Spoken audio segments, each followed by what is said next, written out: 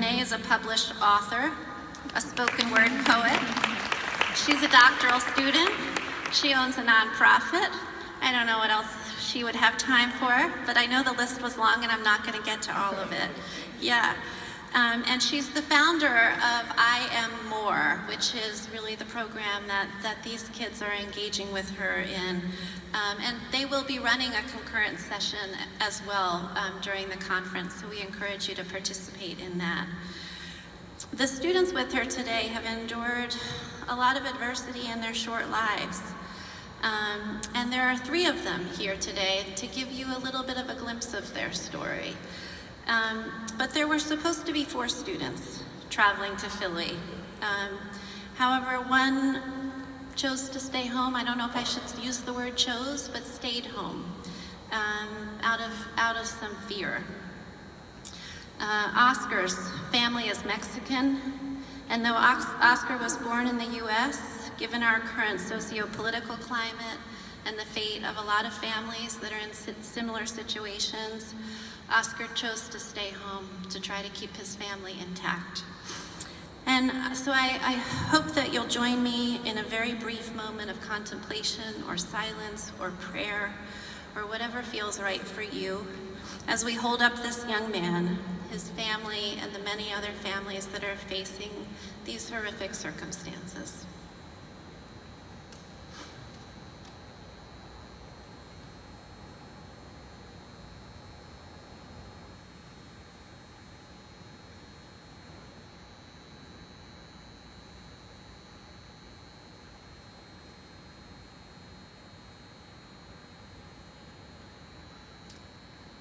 Thank you. In many ways, it is because of Oscar and families like his and children like this that we are here today.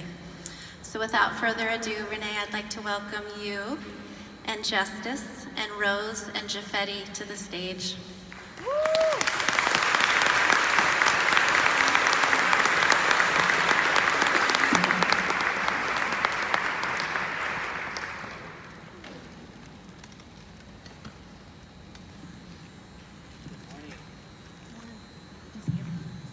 Yeah. Good morning. I am Renee Mitchell, and I'm so glad to present to you 3 of the students. We also have a couple of more students who are here. We will have a table tomorrow with some of our materials.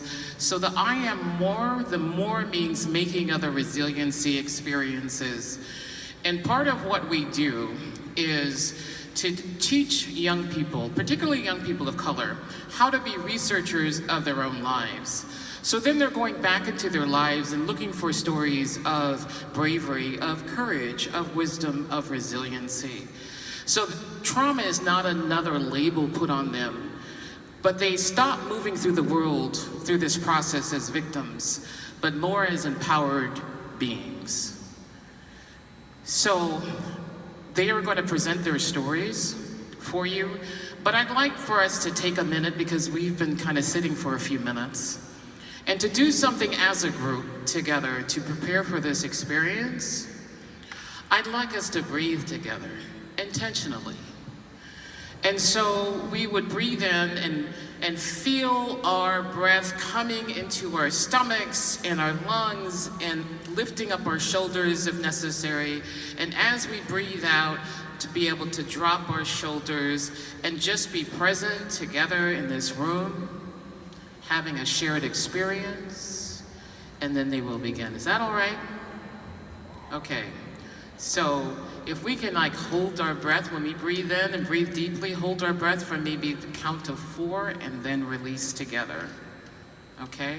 So breathe in, 1, 2, 3, 4, shoulders up, and release. Thank you. I'm gonna have each of the youth introduce themselves. Hello, my name is Rose. I am 18 and I aspire to be a storyteller through art and also a software developer and maybe in the future an entrepreneur.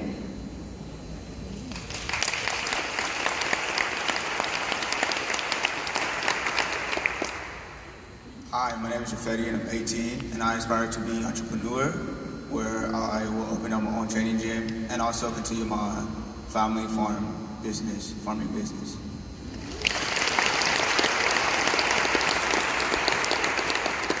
Hello, my name is Justus. I'm 18 years old, and my aspiration is to inspire youth through education and journalism, and hopefully one day be a model and also an entrepreneur.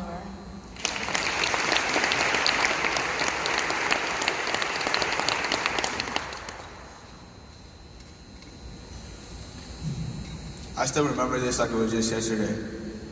It was just a couple months into my first year of middle school, and these 4 white boys with blonde hair continuously bullied me to my 6th grade and 7th grade year, and some of my 8th grade.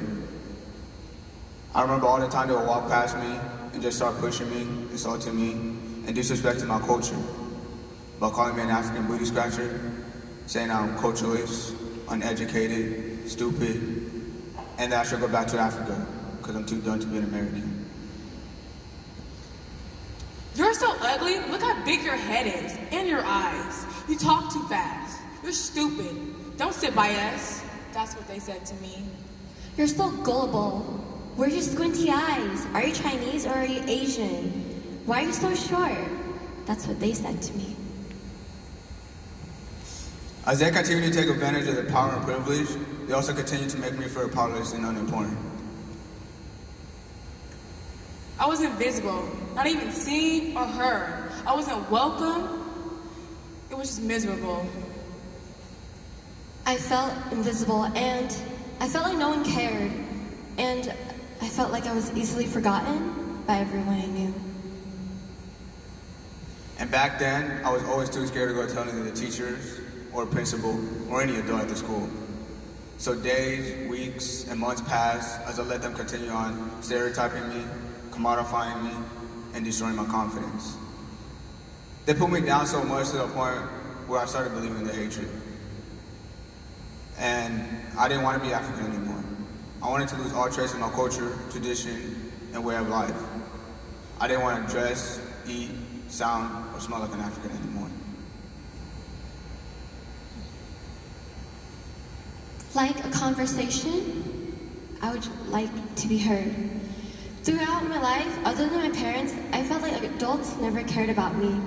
There's this one time in 7th grade where I had a substitute and I was caught crying, red-eyed, after being bullied. He came up to me and asked what happened, but I told him that I was having allergies and he believed me. So they say you go to adults when you have a problem, when you need help, but I don't know why I didn't get the help I needed. I was in a vulnerable state, and if that substitute had said one more thing that made it look like he cared, maybe I would have been okay. I grew up in a single mother household, raising 5 kids on our own. It wasn't easy. She had one job. We lived in a low-income neighborhood, facing poverty. I had experienced racism, being bullied, gun violence, and domestic violence. No one to go to, and I was embarrassed to even talk about it. I thought I was alone. But one day, I want to go talk to my mom about what what people were saying about Africans and Africa in general. And fortunately, she had a different perspective. She told me how unique and beautiful we are, and how deeply connected we are with the roots in our culture. And after that day, I made a mission to go educate myself and learn more about my culture, tradition, my background, and who I am as a person. But still, people continue to label me. But today, I refuse to allow their pencil to draw a picture of who I am. For I am as African as the music and the life, the beat, the melody, and the tunes.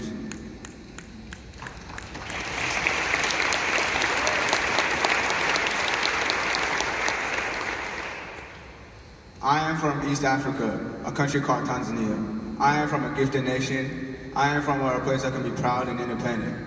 I am from a place of myths, a place of love, a place full of kids, a place of hope. I am from you could, you should, you will be. I am from a loving family where I'm a precious stone, more special than gold.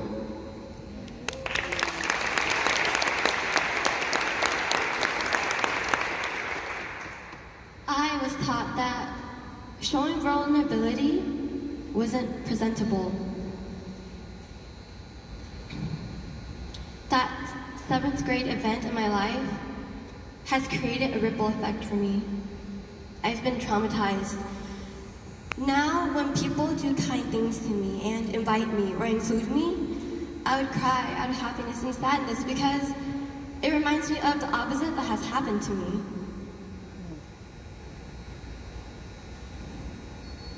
You know, it was a long journey, and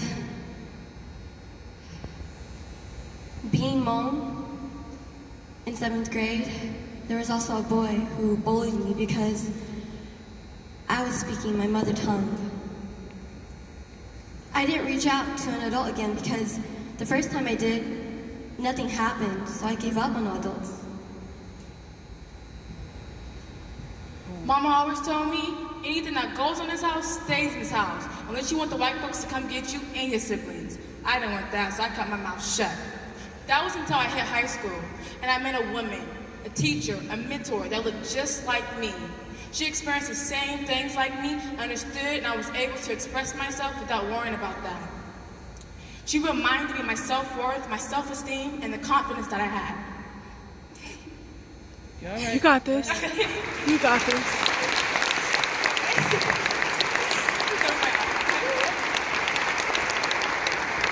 That if it wasn't for her, I would either be locked up or knocked up.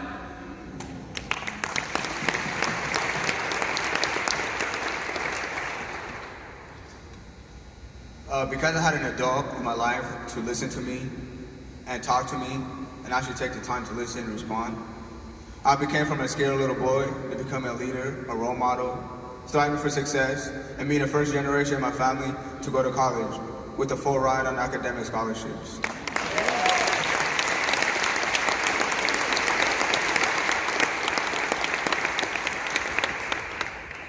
Where I plan to major in business and finish college too. For all of us today, I will remove all the limitation and claim back my identity, because an African is exactly who I am. Amen.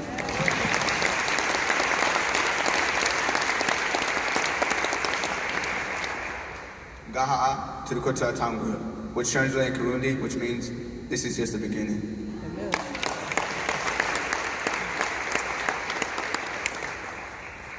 You see, when an adult reaches out their hand to a young person who has been traumatized, scared, silent, alone, they may end up in places like me. Powerful, empowered to share their story that they have been hiding for far too long.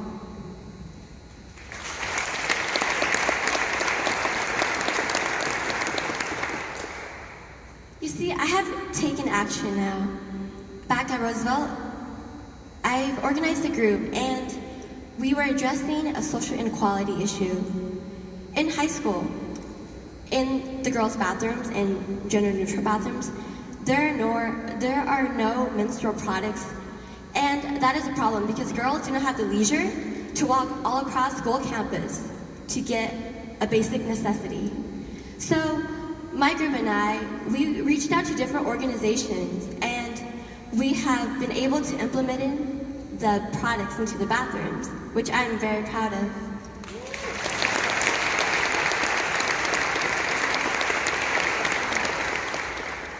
I am also a woman of color entering the computer science field. Now, I know I will face a lot of adversities. Being mom, being a woman, staying and growing up from silence and shyness, I see myself here, and I know that I have grown so much. In my language, "Ku bitashnasu" means this is only the beginning.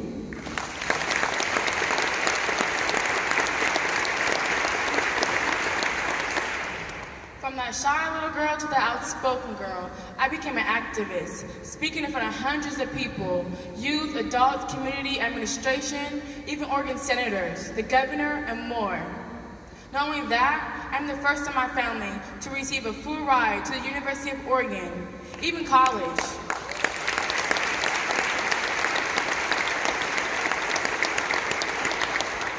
I even had the chance to win over $100,000 in scholarships, more than what I needed, that I'm receiving money back, that now I'm financially stable. As an incoming freshman, I have my own apartment, I get my needs and even my wants.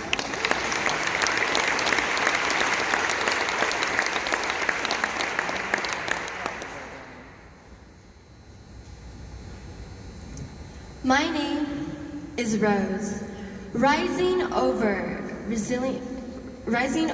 stressful experiences. Watch me bloom.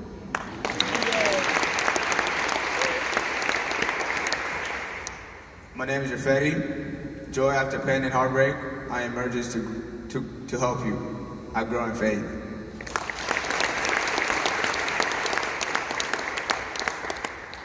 My name is Justus. Just understand, striving to inspire changes everything. I give back.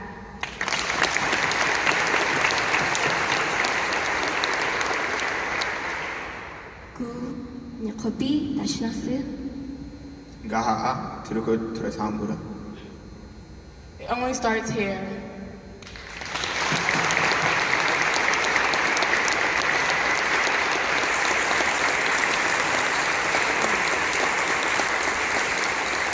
I Am M.O.R.E.